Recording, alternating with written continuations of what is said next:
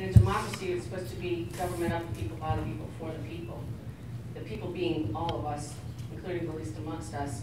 But when you have government dictating to you what you can and can't do, that, as John Paul II said, is a thinly disguised totalitarianism. So then we move into legal positivism. What is that? Legal positivism is when you take the law and you divorce it from any moral values. So it's just law as power, what the king says, okay? And so here's our friend, Justice Oliver Wendell Holmes. He was a justice of the United States Supreme Court.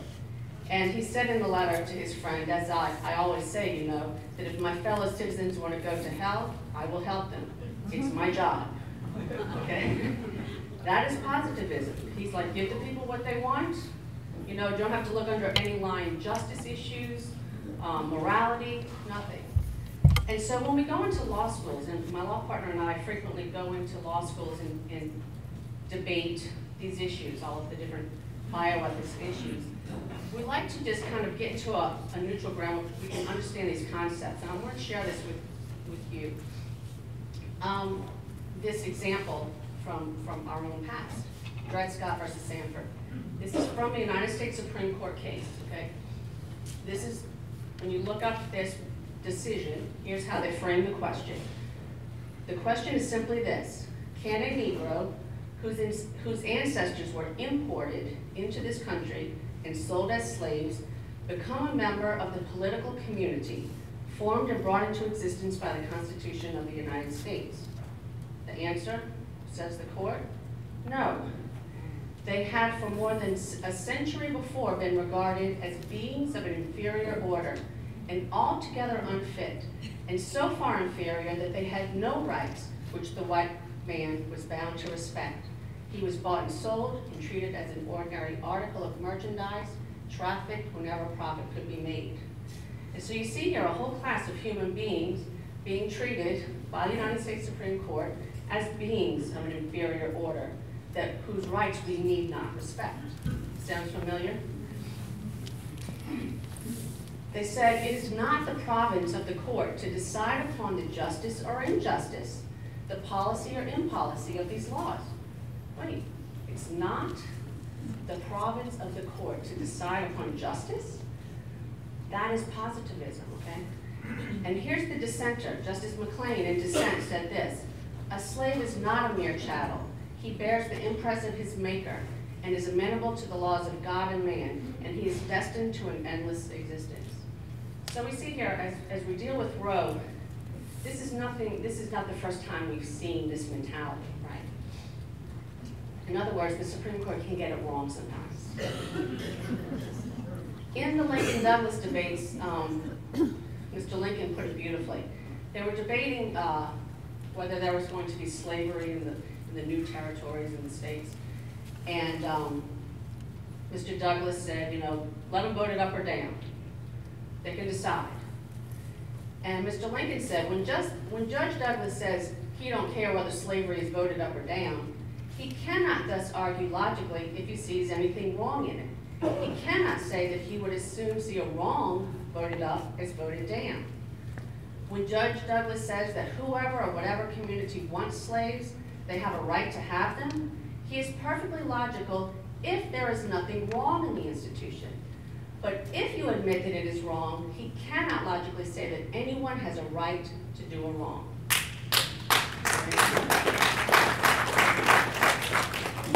There's a wonderful movie I hear coming out about Mr. Lincoln. I can't wait to see it.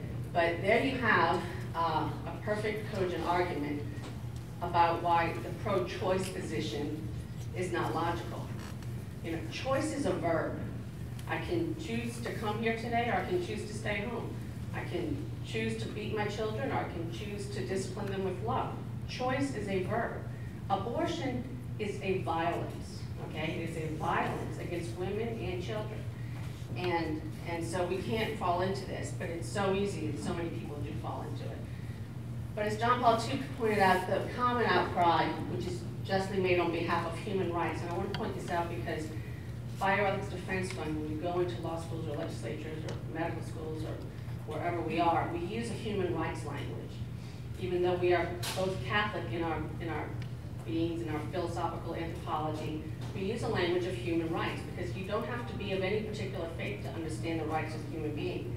So the common outcry, which is justly made on behalf of human rights, for example, the right to health, the right to home, to work, to family, to culture, is false and illusory if the right to life, the most basic and fundamental right, and the condition of all other personal rights, is not defended with maximum determination. And I love that. That is so John Paul II, maximum determination. We must defend it with maximum determination. And so when we're vigorously and strategically moving forward, we are following this prescription.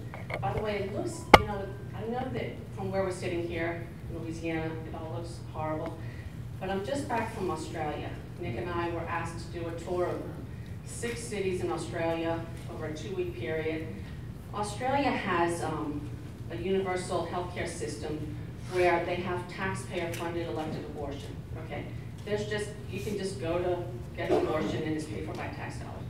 They have International Planned Parenthood and Marie Stopes in the legislature passing all these laws, and there's a very small organized pro-life movement, mostly grassroots people trying to do crisis pregnancy centers or whatever, but they haven't gone into the public square as far as law and policy. And we are so far ahead of them. They look to the United States because that's what they want to be. They know that because we are people of faith, okay, we might be trampled on, but we are still a people who don't deny our Christian values, and that we speak up for them in the public square. And they're trying to figure out how to do that, and that's how it is in many, many parts of the world. And so our voices here, is what's bringing us forward. But as I said before, the natural law concepts are not exclusively a Christian concept. You don't have to be Catholic or Christian or anything. Here's a quote from Cicero. Okay, this is 55 years before Christ. Cicero was a Roman statesman. Here's what he said. True law is right reason in agreement with nature, universal, consistent, and everlasting. There will not be one law at Rome and another at Athens, or different laws now or in the future. There is now and will be forever one law, valid for all peoples in all times. Whoever does not obey this law is trying to escape himself and to deny his nature as a human being. Okay, this is a very true and simple understanding that the natural law is an understanding of the human person in relationship to those around them. And this is certainly not a Christian, is it? This is a man who used his reason. And that is what Christian values are. They are right reason in accord. Because what we see is when we don't act with right reason, is we end up hurting ourselves. Okay, we end up not only slaughtering millions of babies, which we have done, but the fallout from abortion as far as women is concerned is astounding, and even as far as men. And that's something that I think as we go into the future, and maybe with the panel we can talk about this some more. Abortion is not a woman's issue, okay? Abortion is a human rights issue, but I think that we need to make abortion more of a man's issue, and let me explain to you why. Mary A. Glendon, who is a law professor and a former U.S. ambassador to the Vatican, she said that legalized abortion facilitates the sexual exploitation of women. Now think about it. As women's rights, the suffragettes were fighting for the right to vote, fighting for equal treatment in the workplace. We were trying to say, we as women are not just sex objects to be used. We are human beings that can be respected in society and work and so forth. We demanded our rights and our respect. Don't treat us like sex objects. But here comes legalized abortion, and it creates a legalized environment where women can more easily be used, and sexually exploited. This is the biggest crime against women, because it allows men without scruples to take advantage, and then to be no price whatsoever for the man. The woman is left, oh, it's your choice. Isn't that an empowering thing for a man to say to a woman, it's your choice, here's $300, it's your choice. And then the woman pays with her body and her blood and her soul and her psychology, her mind, her heart for the rest of her life. And the man goes off into the sunset. But what I've realized more as the mother of a son is that abortion also robs men of their vocation. Because the vocation of a man at its essence is to protect and to provide. Protect and provide. And when you have obligations to learn how to protect your wife and your children and to provide for them, that makes you, that struggle of doing that makes you into a man, right? And when you can just say, here's $300, you make your choice, and you leave, you stay a boy. And we have a generation of man boys who are playing Atari and whatever other, you can tell I'm from the 80s, I'm still stuck with Atari. I was really good at home. But this, you see how this has stunted boys from becoming men. And no one ever discusses this. You know, people say, oh, yeah, women have made their choice, yeah. Women have made their choice when they went to bed with that guy, you know, and they condemn the women for doing that. But no one says, and that man was disgustingly shameful for putting that woman in that position and then leaving her. You're a wimp. No one ever says that, right? And so, you know, when we did the Signs of Hope, which is the sign required to be in abortion clinics and the waiting room and so forth, one of the things that we included on there was information that says the father of your child is liable for the care, you know, his obligations to care for the treatment of this pregnancy and for your child. And we put information, a website at the bottom where you can get information on how to get child support, okay? And so we have to reintegrate, we have to find ways, not just through the law, but culturally and educationally, how to reintegrate, instead of love and being loved, we have use and be used, okay? And our young women and our young men think that being used is being loved. They don't even know what to expect. They don't even know that this is not what love is, you know? And so when we reintegrate the discussion and the messaging of life, I just really encourage you all to, every time you talk about the baby, talk about how abortion is violence to the baby and to the woman, and about how it has also been a violence to the family and to the men in our society. Okay, we have to be holistic in our approach. And then I want to leave you with this encouragement. Roe v. Wade, 1973 till we don't know when. Right now we are coming up on year 40, right? It's astounding. 40 years is a long time. But I want you to take a look at this. When the African slaves were taken to the American colonies, that was 1619. And to the end of the Civil War, that was 246 years of that atrocity of slavery. 246 years, we're at year 40. When the 13th Amendment was passed after the war, so the 13th Amendment abolished slavery, that was 1865. But we had to fight until 1964 for the passage of the Civil Rights Act to give black people rights in employment and so forth. That was 99 years of a struggle on behalf of these human beings. And then from Plessy versus Ferguson, which was the US Supreme Court case that said separate but equal is constitutional, so you can have separate bathrooms and separate places to eat, separate places on the bus. When the Supreme Court said that, Till Brown versus Board of Education, which reversed it and said, no, that is not right. That was 58 years. We are at year 40.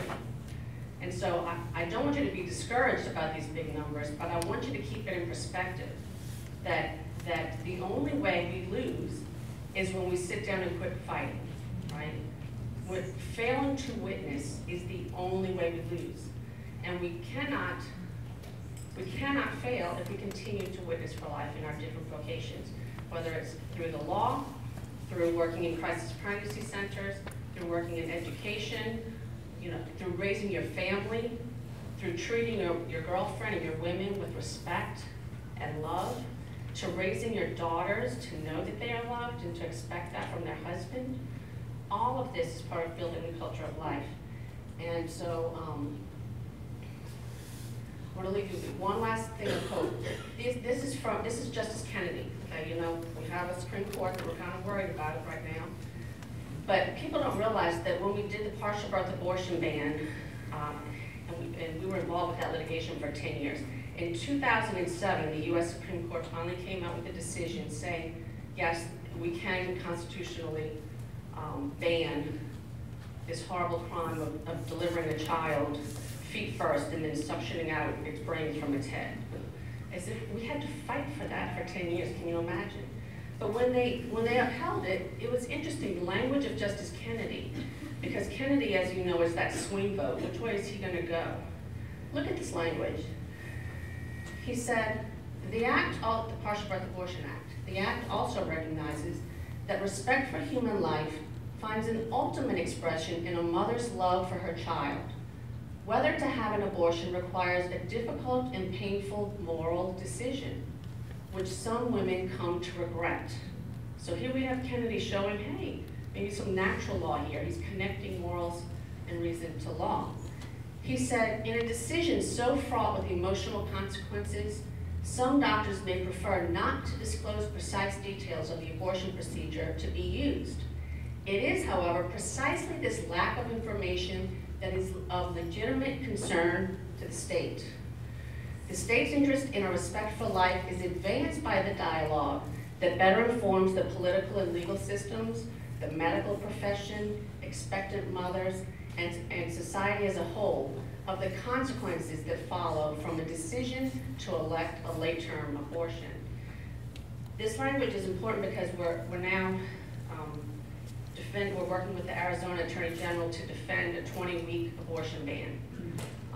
These are passed in many states, including here in Louisiana, and this was the first legal challenge. The abortionists came in, the ACLU was involved, of course, and we won in the district court. We have a beautiful decision from a federal district judge saying that yes, because abortion we have the science showing how painful it is to the child at 20 weeks. You know, when you're ripping off the arms and legs, this might hurt. And so the state has an interest in preventing that pain. And the state also has an interest in the drastically increased risk to women's health of late-term abortion. And so we're going to be doing a moot court this week. Please keep in your prayers the Arizona Attorney General and County Attorney, because we're doing a moot court, and the day before the election, they will be arguing before a 3-judge panel in the 9th Circuit Court of Appeals, which is in San Francisco. Not exactly friendly territory, but depending on how that decision comes out, that case may be headed to the Supreme Court, and we're encouraged to see this type of language, you know. And so that could be a crack in the door if once we can get it down to 20 weeks based on these interests of pain of the child and health of the mother, then we can say the state has other interests as well, and then start backing it up. So that's a little bit of who we are. You can find us on Facebook, is usually the easiest way, or on our website. And thank you all for coming today.